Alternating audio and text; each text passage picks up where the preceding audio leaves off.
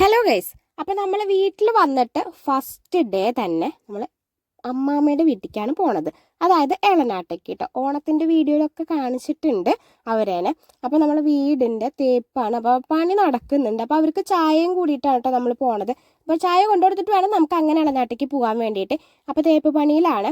അപ്പോൾ എന്താണെന്ന് വെച്ച് കഴിഞ്ഞാൽ അവർ 4 തലകൾ അവിടെ എത്തിച്ച് നോക്കുന്നുണ്ട്. തൊഴിലുറപ്പുകാർ അവിടെ പണിയെടുക്കുന്നുണ്ട് കേട്ടോ. അത് കാരണം കൊണ്ടാണ്. അപ്പോൾ നമ്മൾ നേരെ എളനാട് എത്തിയിട്ടുണ്ട് കേട്ടോ. അപ്പോൾ ഇതേ അമ്മാമ്മയും അച്ചാച്ചനും നമ്മൾ വരുന്ന മുന്നേ പറഞ്ഞിട്ടുണ്ടായിരുന്നു. അപ്പോൾ അത് കാരണം നമ്മളതിനെ വെയിറ്റ് ചെയ്തിട്ട് തന്നെ കേട്ടോ ഇരിക്കുന്നുണ്ടായിരുന്നത്. അപ്പോൾ നമ്മളെ കണ്ടപ്പോഴത്തേക്കും ചാടി ഇറങ്ങുകയാണ് കേട്ടോ. അപ്പോൾ പിന്നെ പേരക്കുട്ടികളെ അല്ലെങ്കിൽ മക്കളെ കാണുമ്പോൾ അവരുടെ എല്ലാ വയ്യായികളൊക്കെ അവർ മറക്കില്ല. അതെല്ലാം അവിടുത്തെ ഒരു പ്രകൃതി നിയമം പോലെയാണല്ലോ. എല്ലാം മറന്നിട്ട് പിന്നെ നമ്മുടെ കൂടെ അവർ നമ്മളിലൊരാളായിട്ട് എൻജോയ് ചെയ്യല്ലേ ചെയ്യുക. പിന്നെ അമ്മമ്മ നമുക്ക് വേണ്ടിയിട്ട് ചിക്കൻ കറി ഉണ്ടാക്കിയിട്ടുണ്ടായിരുന്നു കേട്ടോ. അത് വിറകടുപ്പിൽ തന്നെയാണ് ചെയ്യണത്. അപ്പോൾ അടിപൊളി ചിക്കൻ കറി ഉണ്ടായിരുന്നു. നമ്മൾ ഓൾറെഡി പറഞ്ഞിട്ടുണ്ടായിരുന്നല്ലോ വരും എന്നുള്ളത്. പിന്നെ ഇത് പേരക്കുട്ടിക്കുള്ള സ്പെഷ്യലാണ് ഇടിയപ്പം. നമ്മൾ നൂൽപുട്ട് എന്നാണ് ഇവിടെ പറയാറുള്ളത്. ഇടിയപ്പമാണ്. പൊറോട്ടയാണ് ഇവിടെ മേടിച്ച് വെക്കാറുള്ളത്. ഇവിടെ നല്ല രസമുള്ള പൊറോട്ട കിട്ടാറുണ്ട് കേട്ടോ. അപ്പോൾ അതാണ് മേടിച്ച് വെക്കാറുള്ളത്. ഇപ്രാവശ്യം അത് ഉണ്ടായിരുന്നില്ല എന്ന് പറഞ്ഞു. അപ്പം അങ്ങനെ ഇടിയപ്പമാണ് പേരക്കുട്ടിക്ക് മേടിച്ച് വെച്ചിട്ടുള്ളത് കേട്ടോ. പിന്നെ ഉണ്ണിക്കാണെങ്കിൽ നല്ല ഉറക്കം വരുന്നുണ്ട്. ആളുടെ ഉറക്കം അങ്ങോട്ട് ശരിയായിട്ടുണ്ടായിരുന്നില്ല. പിന്നെ പപ്പടം കൂടി കാച്ചുന്നുണ്ടായിരുന്നു കേട്ടോ. അപ്പോൾ ഇവരുടെ ഈ അടുപ്പ് കണ്ടില്ലേ, അടിപൊളി അടുപ്പാട്ടോ. ഈ അടുപ്പ് പണിയാൻ അറിയുന്ന ഒരു പണിതാ തന്നെ ഇതിൻ്റെ കറക്റ്റ് ഒരു റെഡി ആവുള്ളൂ കേട്ടോ. നന്നായിട്ട് ചൂട് കിട്ടും.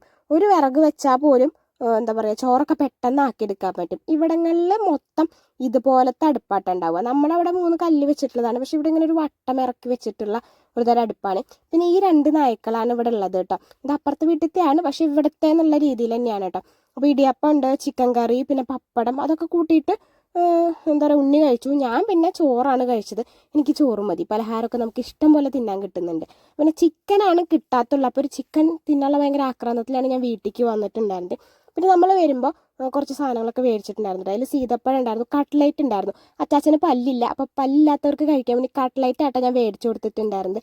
അപ്പോൾ അവരത് കഴിക്കുന്നു. അല്ലാണ്ട് ഇവർ ഇതൊന്നും പുറത്തുനിന്ന് പോയി മേടിക്കില്ല. അപ്പോൾ അത് കാരണം കൊണ്ട് ചോറിനലൊക്കെ കഴിഞ്ഞിട്ട് ഞങ്ങൾ എല്ലാവരും ഇങ്ങനെ കുറച്ച് നാട്ടുവിശേഷങ്ങളും ഒക്കെ പറഞ്ഞിരിക്കുകയായിരുന്നു കേട്ടോ. അപ്പോൾ അതിൻ്റെ ഇടയിലാണ് നമ്മൾ സീതപ്പഴമൊക്കെ കഴിച്ചിട്ടുണ്ടായിരുന്നത്. പിന്നെ ഉണ്ണി ഇവരായിട്ടൊക്കെ ഒന്ന് കമ്പനിയായി വന്നിട്ടുണ്ട്. മുന്നേ ഇത്ര കമ്പനി ഉണ്ടായിരുന്നില്ല കേട്ടോ. അപ്പോൾ ആളിപ്പോൾ ഒന്നും കൂടി അടുപ്പൊക്കെ വെച്ച് തുടങ്ങിയിട്ടുണ്ട്. പിന്നെ ഞങ്ങൾ പോന്നു കേട്ടോ. ഒരു 5 മണി സമയമൊക്കെ ആകുമ്പോൾ നമുക്കിവിടെ പണിക്കാരുണ്ട്. അപ്പോൾ ഒരു ചായയൊക്കെ കൊടുക്കണം. അപ്പോൾ അവിടെ നിൽക്കാൻ പറ്റില്ല കേട്ടോ.